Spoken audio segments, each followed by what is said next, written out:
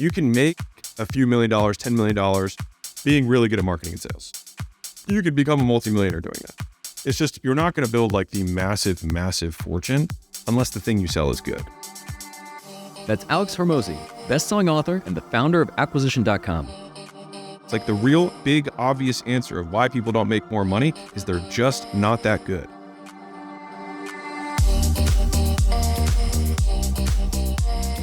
I'm Michael Mogill, founder and CEO of Crisp, the nation's #1 law firm growth company. I've built my business through practice, not theory. Crisp started with just $500 to my name and has grown to over 8 figures in revenue over the last few years, earning a spot on the Inc. 500 list of the fastest growing private companies in America. Our approach has been to take everything we've learned about generating massive growth within our own organization and help the country's most ambitious and committed law firm owners do the same for theirs. In each episode of this podcast, I sit down with innovative market leaders from the legal industry and beyond to learn from those who thrive in the face of adversity, challenge the status quo, and define what it means to be a true game changer. Today, we're revisiting one of our most popular episodes from the podcast where I sat down with Alex Hormozi to discuss why ego is the enemy of progress, how desirable traits are actually learnable skills, and the power of humility in achieving success. And so if you want to be smarter, the key is to change your behavior faster.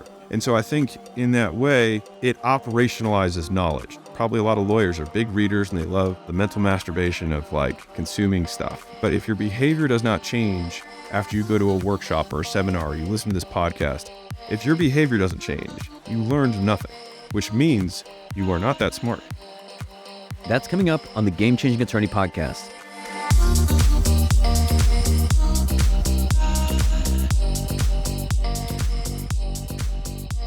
Before we begin today's episode, I want to remind you that we aren't beholden to any sponsors or run any ads on this podcast.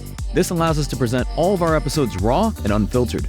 I'm not going to push any made-to-order meal services on you or try to save you any money on your car insurance. That being said, I have one small request. If you receive any value from this podcast, please give it a 5-star review. Pay the fee so we can keep this podcast free. Alex Hormozi is a game changer in the world of business. As the founder and managing partner of Acquisition.com, he's helped countless entrepreneurs achieve success through his innovative approach to marketing and sales.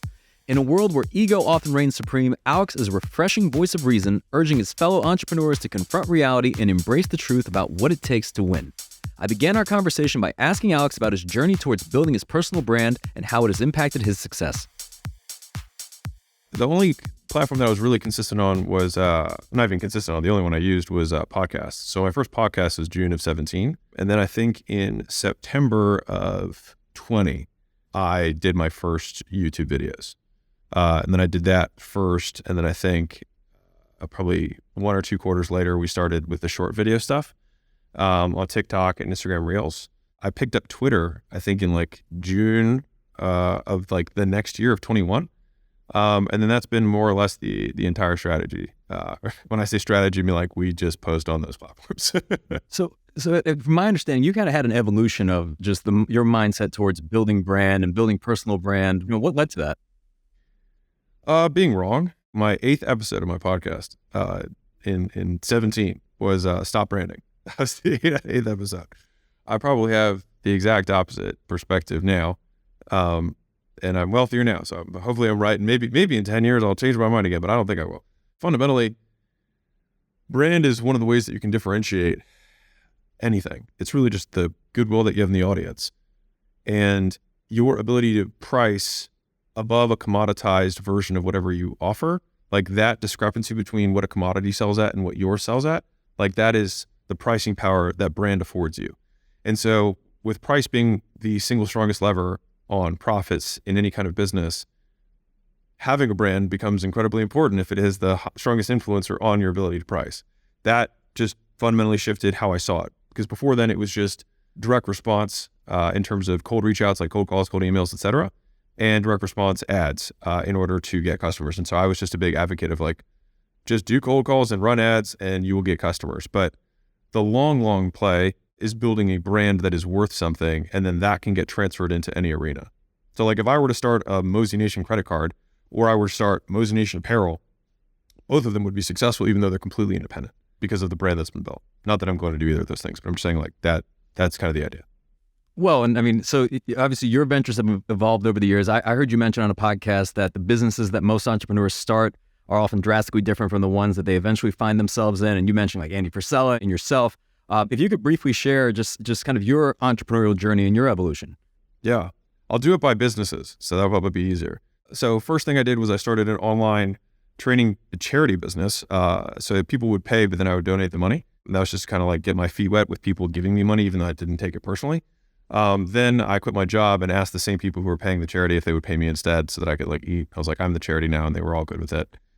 From there, I started my first gym. From that gym, opened up 5 more.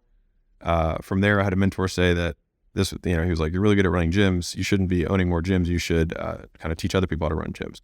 And so from there, we did turnarounds for 2 years. So we'd fly out to brick and mortar gyms, kind of put all of our systems in place and turn it around in 30 days. That was kind of the offer. And then from there, that became really logistically painful. Got 8 sales guys going out to 8 different locations across the nation every single month, away on the road 21 to 24 days a month, which is tough for families, et cetera.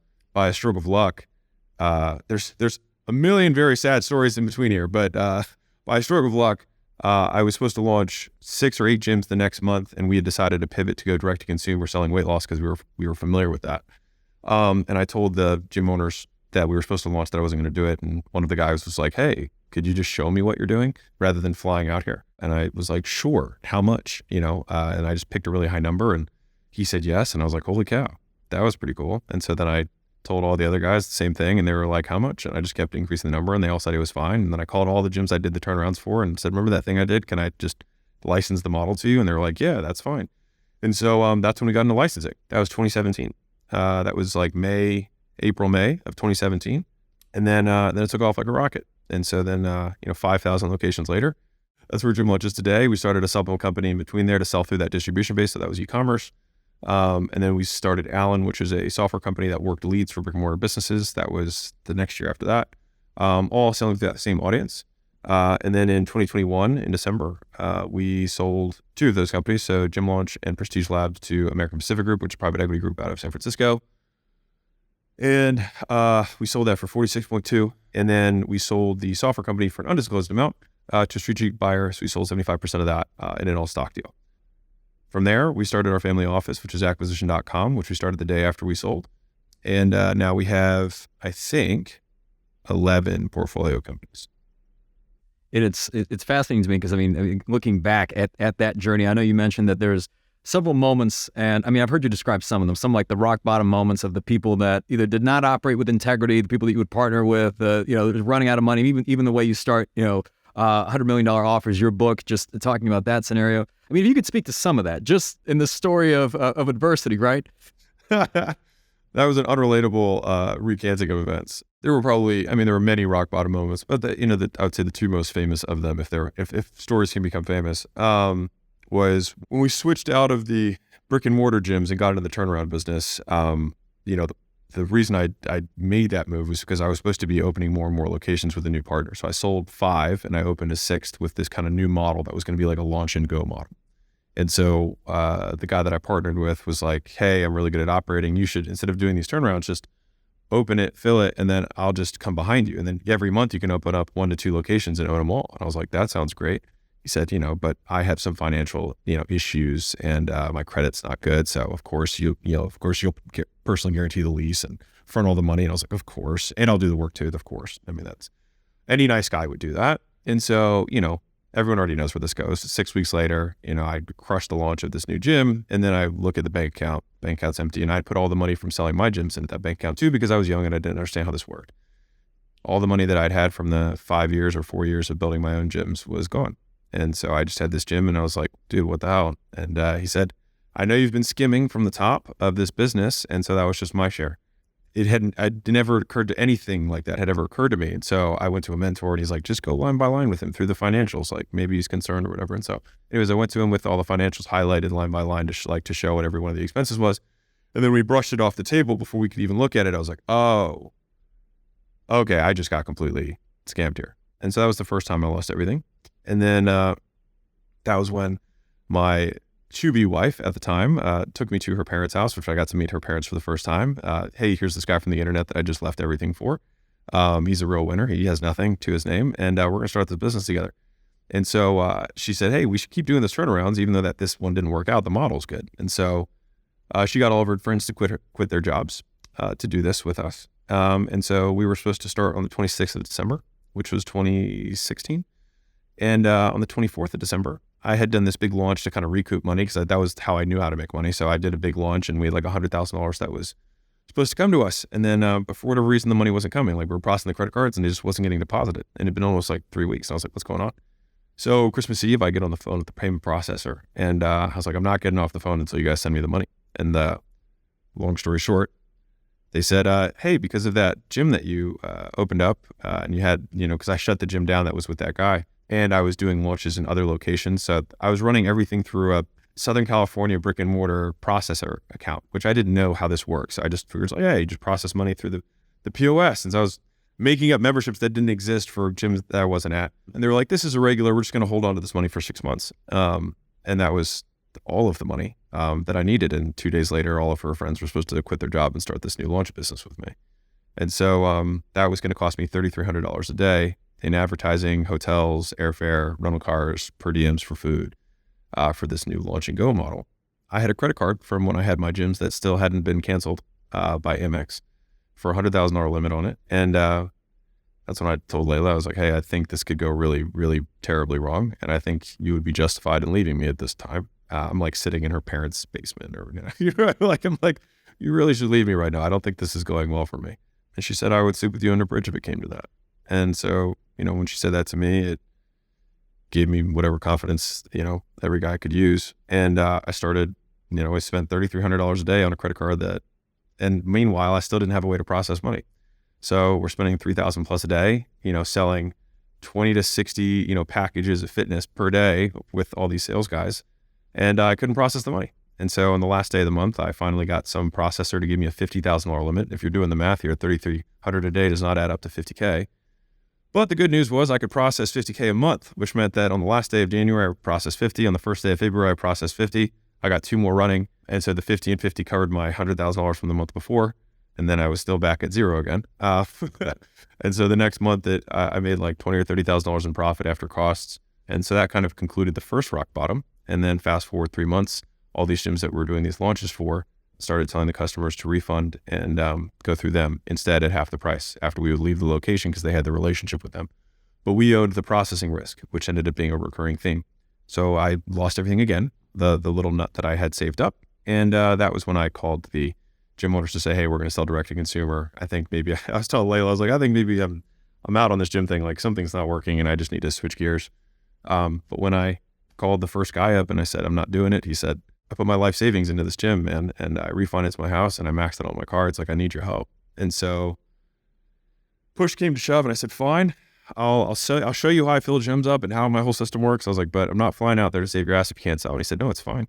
And so he said, well, how much? And I said, $6,000, which at the time was the most money I could possibly imagine someone paying me. And he said, yes, in like 5 seconds. And I was like, holy shit. And I was dumbfounded. And so then I just grabbed a piece of cardboard. I was like, oh yeah, what card do you want to use? And then I, wrote it down and processed $6,000 in one transaction and had 7 more calls that day and ended up doing $60,000 in a single day. And Leila came back in from doing weight loss sales because that was going to be the new business. And I was like, hey, I think we're still in the gym business. I think we were just doing it wrong.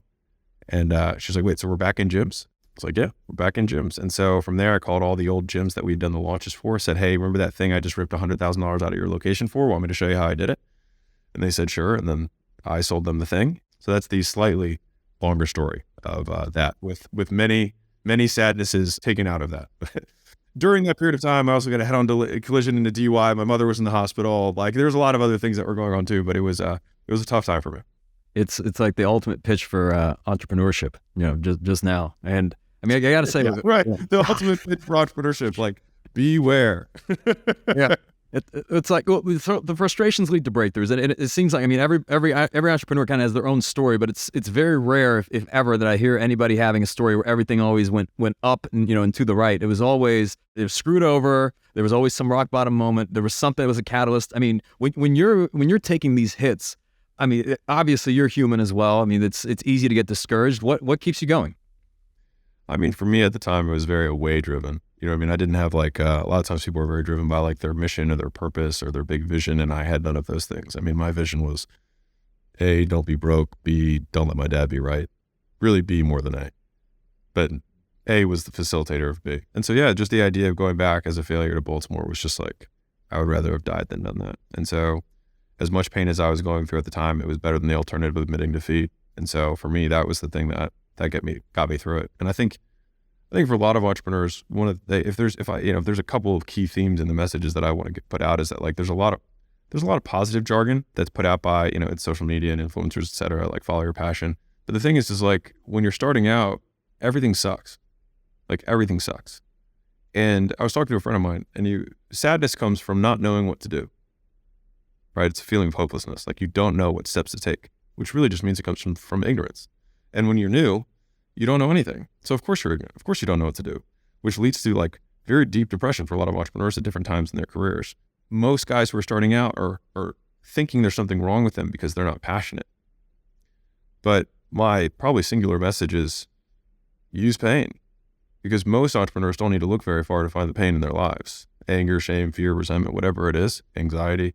Like we have different things that have fueled us in our lives, and I would rather have people just use what they have, because I think that is, in essence, what entrepreneurship is about, is being resourceful, not really necessarily about having resources. And if we consider passion a resource as a requirement to be successful, I just don't think it's true. I think you need fuel, and you should use whatever fuel you have. I think over time, if you get your head above water, you'll be able to find a different fuel. But I think that away from fuel is more powerful than towards fuel. It's not necessarily sustainable, but in the beginning, you just need to move. And so a lot of ways that can get you to move. Yeah. How much do you believe, I know you mentioned this earlier, but just how much do you believe luck plays a role in success, or does it play a role in success? I mean, for example, you meeting Leila, it's hard to tell the story of Alex without also the story of Leila, but at the same time, if you'd never met, I guess you'd eventually get there, but the path would probably be pretty different. I think luck is huge. I think there are things you can do to increase the surface area of luck. So I think luck is a massive factor. I was born in America. I was born as a male. I was born to a doctor. So from that perspective, I already won. Do I think if I was born in Bangladesh as a girl, that I would have been as successful as I am now? Probably less likely. A big part of who I am now is the upbringing I had. If I lived someone else's life, I might be exactly the same way they are. And so in that way, I think it's very much luck driven. I wonder, like when Leila stood by you and, she said you sleep under a bridge. I have a similar relationship because my wife, I've joked, we kind of have like a southpaw story. When she met me, I'm a penny stock. I'm just starting the company. She's successful. She knows what she's doing. Then we kind of grown the business together. And I've asked her a few times, like, hey, what did you see in me then? But I'm curious, what do you think, why do you think she stuck by you? I think Leila is an exceptional judge of people. I think if there's like one skill that Leila is world class at, is that she just sees through people. Leila has never been wrong about a hire, about a partnership, ever. It's pretty impressive. And so I think she saw, or I'm giving her words here, but she saw potential in me, and she felt like if I was able to shed some of these bad partnerships and beliefs and relationships and things like that were weighing me down, that there was something underneath that was good. In a lot of ways, that was kind of how both of us, I think, saw our relationship at the time, was like, we're not good yet, but I think that we could be good together. And our relationship in the first 2-3 years was not like a Hollywood movie. You know what I mean? Like we were mostly business partners, and we got married 11 months in, but like we didn't have a wedding. We didn't have a marriage. We had a marriage, but like we didn't have a party. We didn't have a honeymoon. We worked the day of our eloping, and then we worked the next day. You know what I mean? It just, nothing happened, and we just worked straight through. But I think it was about 3 years in where we started to like really recognize one another and really find our groove, kind of even romantically. So we have definitely like an atypical story from that perspective, but it has worked out. Yeah, and I heard you mention on a podcast the importance of respect within a relationship, sometimes respect being even more important than affection. It's good to have both, but just to be able to respect one another. Yeah, I think if you look at, I wish I could quote this better, but there's like the 4 horsemen of divorce. They did, sure, for this like Hallmark study, they have couples bring up some subject that they argue about, and they study how they argued, and they could predict with like a 91% success rate who was going to be divorced in 10 years. And there's 4 horsemen of like divorce, and the one that was the highest predictor was contempt, which can be seen visually with an eye roll, which is both a lack of respect for the other person and also thinking you're better than them. And so that like combination is deadly for relationships. And I think that if you were to reverse that and think that like the other person is better than you are and have ultimate respect for them, then you might have something that could safeguard a marriage or a relationship.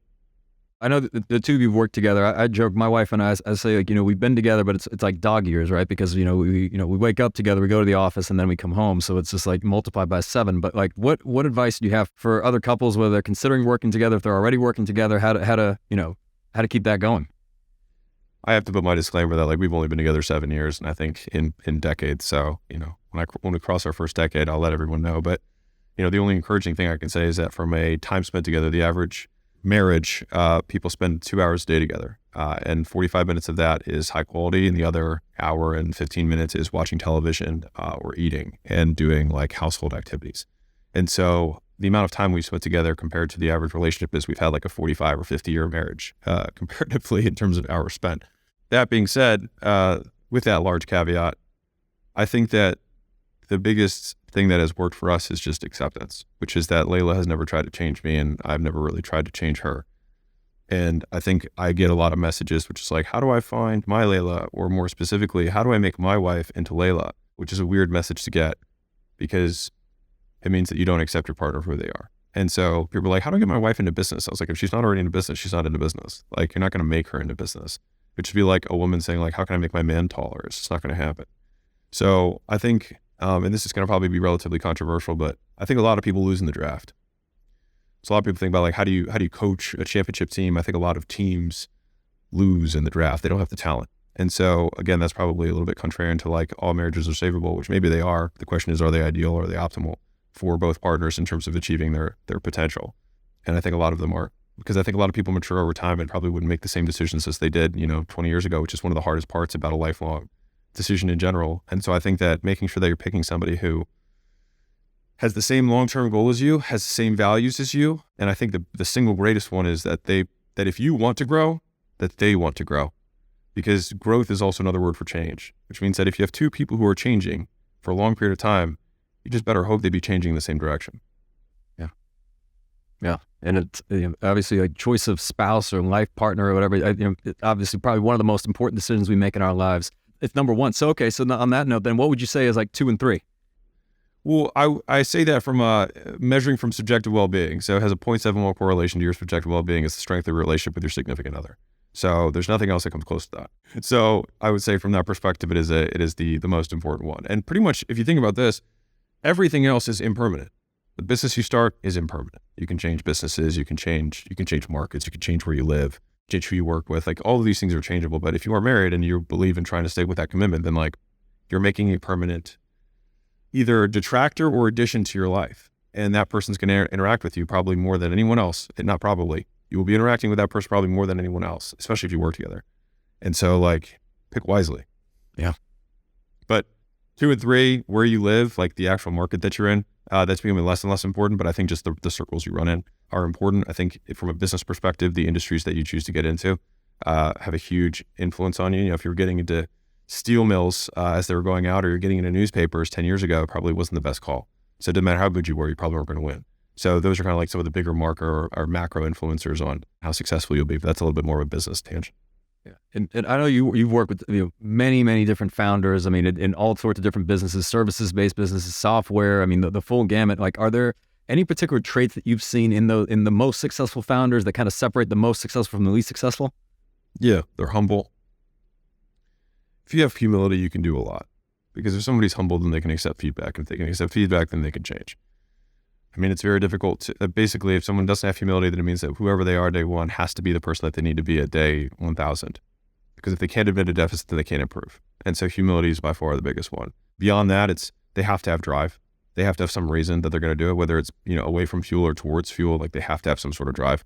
There's a big study on this that I've been quoted a lot for, even though it's not my study. But it's, the 3 most common traits that they've seen. It's not the early wake up time. It's not a lot of, it's not the healthy eating. It's not the cold plunges or the affirmations, but the 3 common traits are that they had a superiority complex. So they believe that they can do big things. They want to chase after big goals. The second is that they have crippling insecurity and that they feel they'll never be enough, and that they have impulse control. And so if you have a big goal and you have big fuel and you don't stray the path and you do it for a very long period of time, you'll probably win. Yeah.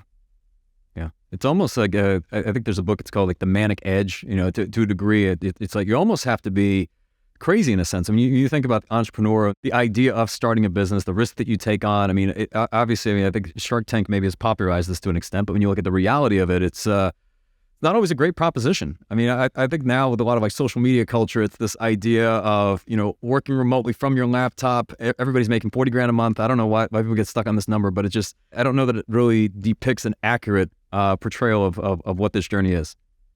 Yeah, well, I think the average, I think the average small business owner takes home like $50,000 a year.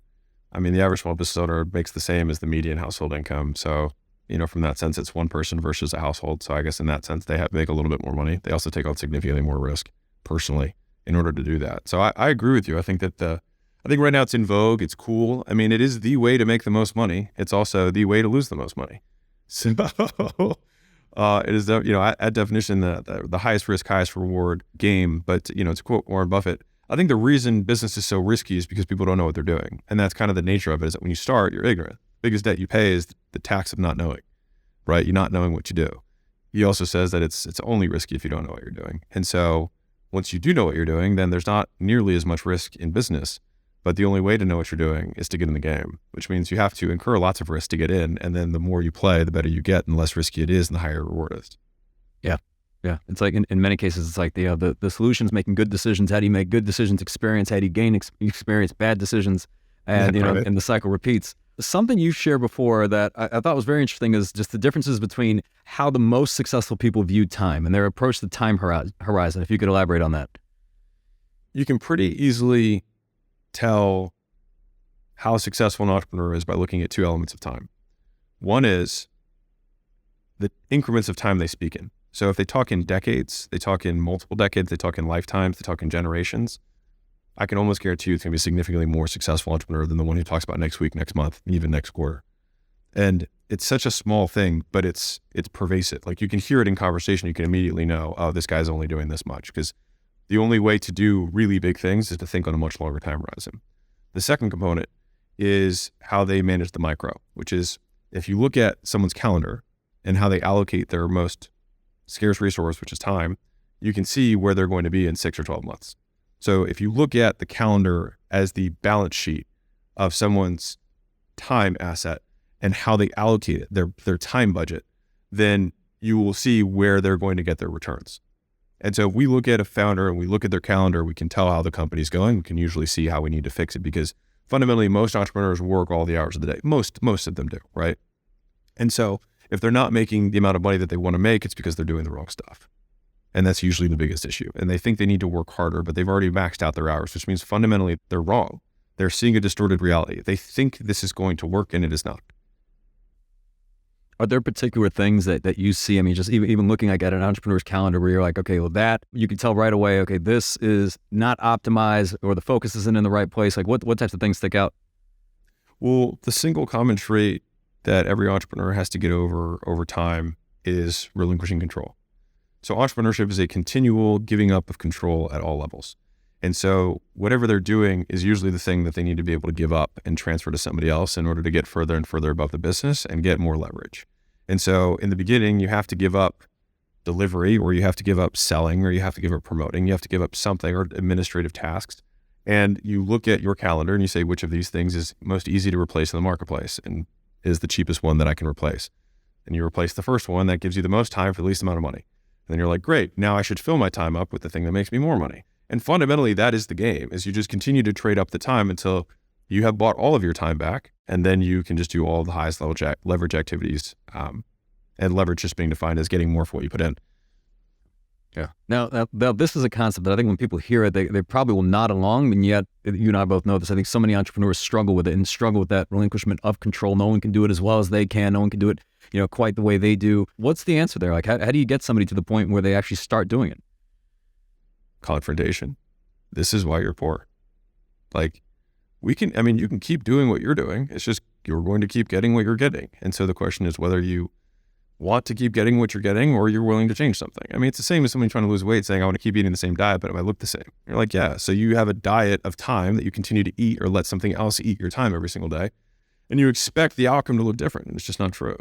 And so I think just a very logical breakdown where someone just has to you have to confront it. You have to confront reality. And a lot of entrepreneurs are delusional, sometimes in a good way. You have to be optimistically delusional in a certain capacity to be an entrepreneur.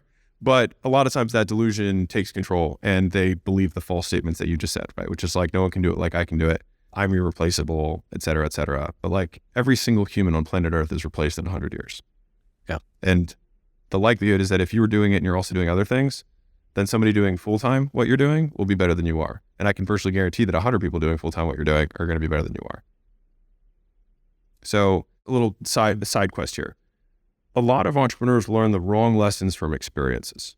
So we talked about having experiences earlier, right? And you make the lesson, et cetera. But the thing is that most people learn the wrong lessons. So I'll give you an example. Small business owner hires the first salesperson. They're like, I'm going to give up control of sales.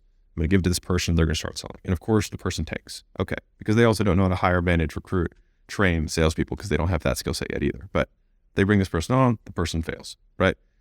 There's lots of lessons you can get from that. But one lesson that's common is that salespeople don't work, right? Or no salesperson can sell like I can, right? And so then as soon as they have that belief, forever, until that belief is changed, they will not make more money. And the thing is there's a lot of those salesman beliefs at every single level of entrepreneurship. But the correct lesson is phrasing the thing that didn't work as deficiency personally, which is, okay, this salesman didn't work. I do not know how to, and then insert the problem. Recruit, hire, train, manage a salesperson. Great, that's solvable. Let's go solve that. And then that is the process all the way up. But you have to admit it. It's like AA, right? You got to admit you have a problem. And until they do, and that's where the humility comes into play, and that's what plateaus. Many entrepreneurs, they cannot admit that anyone else could do it better than them. And most people could do it better than you. And I think it's a much better belief. They're like, everyone can do everything better than me. It's great. I'm not needed. And that's the point. You want to own the business, not have the business own you. It's interesting. It's like so many entrepreneurs I meet, I don't know if this direct correlation exists, but it seems like the more successful they are, I mean, when you really start getting up there 8 figures, 9 figures, 10 figures beyond, it's like you start to see greater levels of humility. And I wonder if to an extent, and this doesn't apply to everyone, but it's always striking to me how someone can still have ego if they have built a business from nothing, and just the humbling process of even building an organization, the lessons you have to learn, how, just the challenge that you experience, the pain, in many cases, that to come out of that with ego, but yet the ones that know all the answers, have it all figured out, no, I'm good, I already read that book, I already heard that, like they're the ones that seem to be struggling the most. I agree. I also think that you can have situational ego, because there are definitely some very wealthy people who are very successful who do have egos who are self-made. Like I can attest to that. There are. There are also many, many, many who are very humble in general. But I think it's also domain specific. You can be humble in business and arrogant with women. You can be arrogant with your physique, but humble. You know what I mean? So I think it's a little bit more nuanced overall. That being said, there's totally people who are arrogant in everything they do. But I do think that it's more domain specific. And even within the business, somebody might have an ego around how good they are at marketing, but not an ego around how good they are at HR, right? And so it really comes down to how do they associate their self-worth with something. However close the action is to the association they have with their identity and their worth, the harder it is to peel away from their grip. Like a lot of entrepreneurs who are promotional or product-driven entrepreneurs don't have any problem outsourcing finance. Like it's not like they don't have a huge thing with that, right? But they have a huge problem if someone wants to take over product or take over promotion or whatever for the business. And so it's because they just derive their self-worth from that. And so that's why a lot of the entrepreneurship is a head game. Yeah. And I'm curious, I mean, now with acquisition.com, and by the way, just at the time when you were launching that company and starting it, how much was the domain, by the way? Like, was this like a big investment just to get the domain, or was it just? It was $370,000. Okay. Obviously at this point it's been worth it, but what was your vision for acquisition.com? I wanted it to be the family office for, Leila and I to invest our capital into businesses that we believed in with founders that we thought were awesome and products that we believe, we're going to help people. And so that's more or less what we've done. And the whole idea was, I wonder if we can build a personal brand where people would listen to our content and say, hey, I want to work with these guys. And so what happens is the goal was that it would create a somewhat of a pre-filtering process for values, because if you can get values alignment, it's kind of like the marriage thing. Like if we have similar mission, similar values, it's a lot easier to get along. That was a theory. I didn't know if it was going to work, but it certainly has. We get a lot of companies every day that reach out to us that, are looking for investors to either buy, a minority or a majority stake in the company to help them scale, which is very much what we do. So we are active in our portfolio. So That's where we make our money, is actively growing the companies themselves and recruiting in great people to help scale the businesses. And it seems like this is kind of like a forever venture for you. And in many ways, I mean, obviously you love building businesses, but this gives you a way to scratch that itch in so many different industries and verticals. So the best businesses have a compounding vehicle built into them, and most businesses don't, which is why most businesses are not the best businesses, right? And so you can have a compounding vehicle in terms of capital, as in like there's an allocation of capital that exists within the business. Like every time we open up a new facility, we get 50% on our money. And so the question is, how many times can we open up new facilities? Like that would be an example. If we have customers, let's say if it's a national thing rather than, brick and mortar locations, if every time a customer comes to us, they bring another, 1.3 customers, then we know that over time, no matter how big we get, as long as we retain the quality of our deliverable, we will get more and more people who will continue to come to us. The other way to do that would be you have people who always keep selling for you. So even if you were, let's say you sell solar, right? It's transactional. People aren't really going to get a second roof. But if you as the business owner know that every salesperson brings you 2 roofs a month, then your compounding is on the actual salespeople themselves. And so you go from having 2 people who get you 2 roofs a month to 8 people and every month you keep bringing them on, and then they become a consistent production, but the number of salespeople compounds. And so those are the only ways to build forever businesses. Those are the types of businesses that we're interested in. Is in 30 years, will this thing be massive? And if that's true, then all we have to do is wait. Yeah. And it seems like you're especially passionate about great products that, do a great job to almost, they do the marketing for you and then ultimately scaling through customers referring other customers. It's easier. I mean, so it's selfish. It's the lazy man's way of doing it. It's long-term lazy. It's short-term effort, but it's long-term lazy. Because think about it this way. I could spend 2 years perfecting a book, right? And making it amazing and really pouring my heart and soul into it. And then after that 2 years, release it. And then for the rest of time, have people who buy the book tell other people about the book. And so I spent 2 years, but then from that point going forward, customers market everything for me. And everything that comes in off of the book is profit, right? The flip side is that I spend 2 months writing a book that's decent, but not great. And then I have to spend the rest of my life promoting it. And then in so doing, I also get lots of people to find out that I have a mediocre book. It just makes less sense. But the thing is it just takes so much more time to front load that effort to make an exceptional product or service that most people aren't willing to do it. And so most people's products, like the real big obvious answer of why people don't make more money is they're just not that good. And specifically from an ego perspective, they're just not as good as they think they are. So how do you, is there a balance, or how do you know when something is ready? Like potentially if you're trying to make something perfect, you can run into procrastination. I'm seeing this right now. I'm working on a second book. I didn't know anyone would read the first book. It turns out a few people read the first book. So now I'm trying to make the second one, even better, because now I'm like, okay, people are going to read this thing. I know you're working on your next book as well. At what point do you know, okay, this is ready? When for me, there was nothing left to do. Like anything else that I would add or subtract to it would make it worse.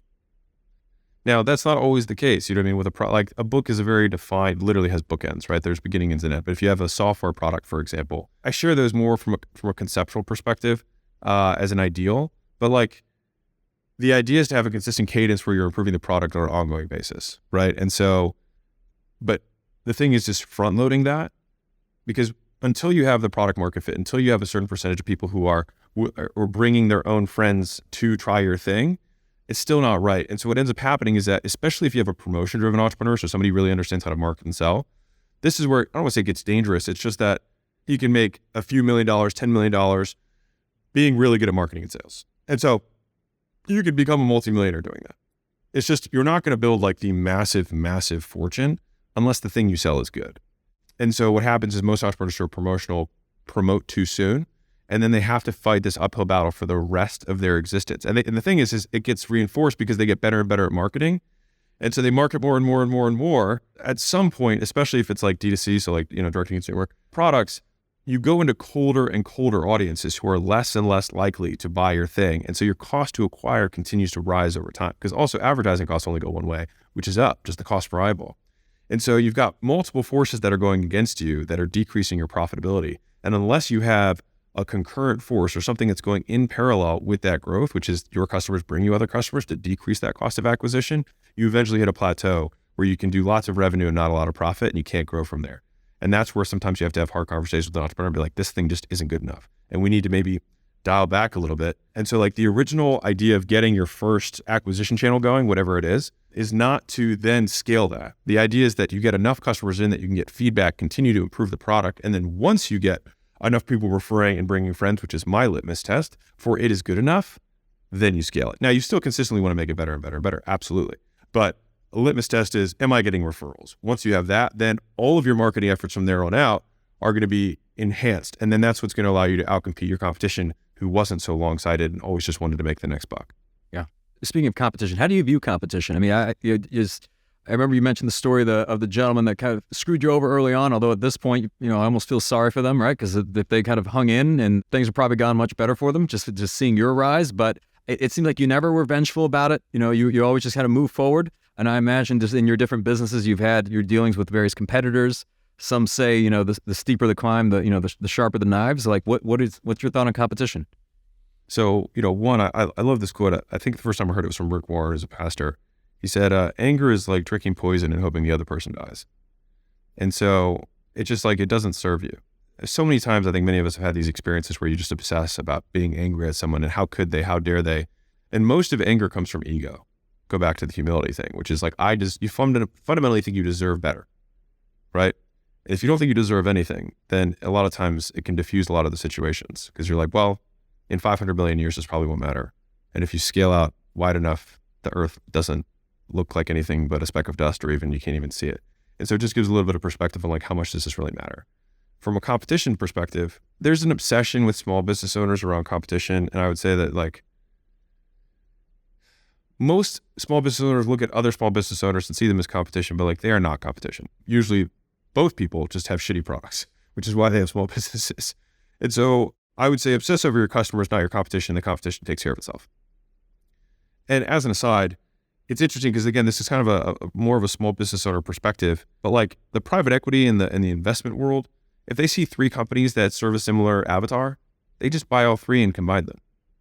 And so like, as much as you might have a blood feud with this person, like the person who's a level up from you just sees it as 3 different cultures that serve the same avatar with slightly, slight differences. And then they merge them into a much bigger company that has, obviously doesn't always go that way. There's cultural differences, blah, blah, blah, et cetera. But I think just seeing it like that, I've seen so many competitors who wanted to kill each other. And even in the gym launch world, there was a guy who was, he considered himself to be a competitor of ours.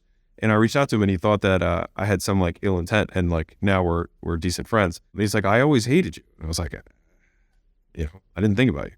It's these one way, like obsessing over things that are happening only in the entrepreneur's mind. And I think that is the biggest cost of competition, is the obsession over what everyone else is doing rather than taking that same obsession and applying it to your customers. And that would make you more money. Yeah.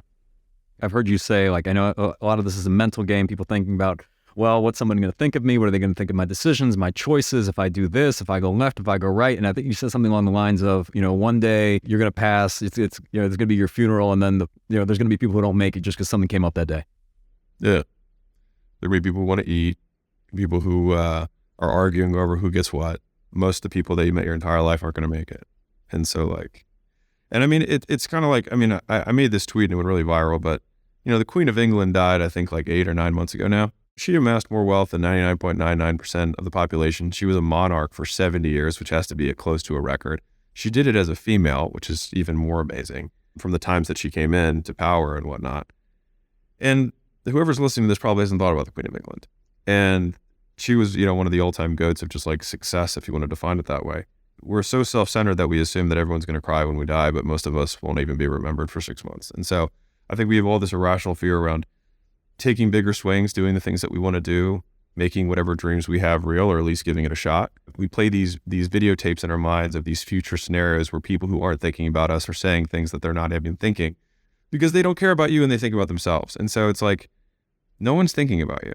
And I think getting over yourself is a really good way to be able to have more personal freedom in the choices we make and take on big risks. Yeah. And I want to get your take on AI. I know you've posted a bit about this. want to get your perspective now. I think when you posted one time it was about ChatGPT 3 and now we're at GPT 4, maybe, you know, we'll be on to the next one soon enough. Like, how do you think, I mean, for a lot of people listening to this podcast, they're running a law firm, professional service-based business. Like, how do you think it'll impact those types of businesses? It will impact those businesses.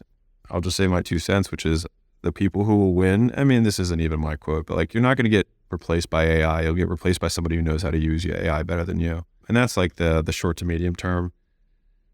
I mean, AI is scary, man. I think it's a big black box. I think humans are exceptionally bad at predicting outcomes. I mean, even if you had asked 2 years ago which jobs AI is going to take first, people would have said blue collar, would have been, you know, drivers, laborers, et cetera. And it actually went all the way to top to the most creative jobs. It went to, you know, video and images and design and text. And so I think we're really bad at predicting what's going to happen. From a risk-adjusted basis, you know, the investment feels not worth it. And I know that that's really contrarian. I'll say it this way, is like, AI has the possibility to really amazingly improve humanity. And we know that technology does not change our subjective well-being one bit. So we're just as happy and unhappy as we were. If anything, we're a little bit less happy with more technology. And on the downside risk is all humans are gone. And so the upside is we're just about as happy as we are now. And the downside is we're all not here. And so for me, if I were just to look at it from a risk-adjusted basis, I probably wouldn't make that bet. That being said, the cat is out of the bag and now we have to play the cards we're dealt. And so I think for everybody who is listening, it would behoove you to spend your weekends learning how to prompt engineer, staying up to date with the new plugins and overlays and Auto GPT and Baby AGI and all these things that are coming out. Because if you aren't, your competitors are. And the thing is, the scale and speed of these is so robust, it will be able to compress progress that used to take years into weeks. And so if someone has a little bit of an edge, it might be a lot of an edge really quick. So don't sleep on it. Yeah. I think it's the rate of improvement that's in almost like the unchecked rate of improvement. That's either the most exciting or in some cases the scariest aspect of it. And yet, like you said, I mean, the cat's out of the bag at this point. It's, you know, it's here, and just learn and leverage it. What about any other skills that you believe like just are valuable for people to develop? I think having the mindset that character traits that are desirable are not actually traits, they're skills. Because if you were to say like somebody who is honest or someone who is persistent or someone who is loyal, you're like, well, what does that mean? Well, it means it's somebody who acts in this way under these circumstances. And so if you can act in this way under these circumstances, then it means you can expose yourself to these circumstances to act a certain way. And that means you can learn it. And so traits are learnable. You're not born with them, you learn them. You reinforce them over time, and then you become different, I use quotes here, because you behave differently. And so I think I'll leave with this. Intelligence is a rate of learning. It's a speed. How quickly do you learn? And then you have to define learning. Learning is same condition, new behavior. So if I say, hey, when I show you this red thing, I'm going to slap you. And I show it, and then I slap somebody, and then I show it, and then I slap them. And on the third time I show it to them and they duck, right? Same condition, new behavior. They've learned. Somebody who's smarter, I show it once, and on the second time, I go to slap them and they duck. So they have more intelligence. And so if you want to be smarter, the key is to change your behavior faster. And so I think in that way, it operationalizes knowledge. Probably a lot of lawyers are big readers and they love, you know, the mental masturbation of like consuming stuff. But if your behavior does not change after you go to a workshop or a seminar, or you listen to this podcast, if your behavior doesn't change, you learned nothing, which means you are not that smart. I love it. What's a day in the life like right now for you? I mean, I read you don't have any hobbies, you don't golf. Like what are you up to? Just business stuff for the most part. I mean, you know, today I was talking to a buddy of mine who works with public CEOs, and I was bouncing some ideas off of him in terms of like our investment thesis and kind of our portfolio strategy. And then I had a meeting, a portfolio huddle. So it's just like looking at some of the companies that we have and some of the issues that are coming up and kind of how we're going to resolve them and allocate resources around those. I had a meeting with my book manager for the next book launch that's coming out, just making sure that our order quantities are right and that we have the right mix, you know, between, you know, paperback, hardback, you know, is the shipping guy ready in terms of like what's expected volumes. From there, I have this podcast. And so it's a mixed bag for me. For me, mostly my mornings are working on one big thing for a very long period of time. So the book was my first 6 hours every day for the last 2 years. That's done now. So now it's just getting into the kind of the promotional cycle for that book and making sure it gets printed and shipped and all that kind of stuff. Once that book launches, I'll probably be allocating all of my first 6 hours of the day to some other very big project. But that's fundamentally it. I work on very few things for a long time. Yeah. And it seems at this point, like your motivations perhaps have changed. I don't know if you're running away from anything at this point. I don't know, you're trying to prove anybody wrong. Like what keeps the fire burning? What keeps you excited? What keeps you energized? I mean, it seems like it's not the money. You already have that. So what keeps you going? I like it.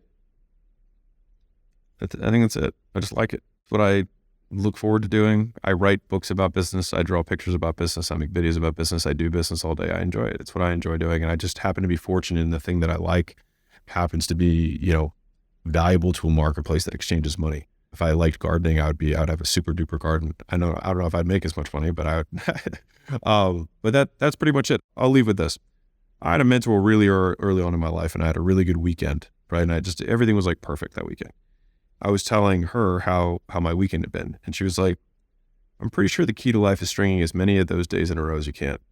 And it just kind of stuck with me because it operationalized improving subjective well-being, which is like, if I do the things that I like with the people that I like as many days in a row as I can, I'll probably end up okay. And that's pretty much what I've tried to live by. And as we come to a close, we ask everybody this being the Game Changing Attorney podcast, what does being a game changer mean to you? Well, that you would introduce new variables that would force the rules to change. I hope you enjoyed revisiting this episode of the Game Changing Attorney podcast with our guest, Alex Hormozi, and have gained new insights from our timeless conversation.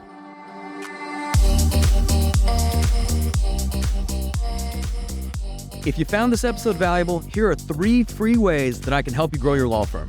Number 1, download the first chapter of my book absolutely free at GameChangingAttorney.com. Number 2, you can shoot me a text at 404-531-7691 and I'll answer any question that you've got for me. And finally, number 3, if you can leave this podcast a 5-star review, it'll help us gain access to more influential thought leaders and bring their lessons learned here to you. For more information on our interview with Alex Hormozi, see the show notes for this episode in your podcast app or visit legalpodcast.com.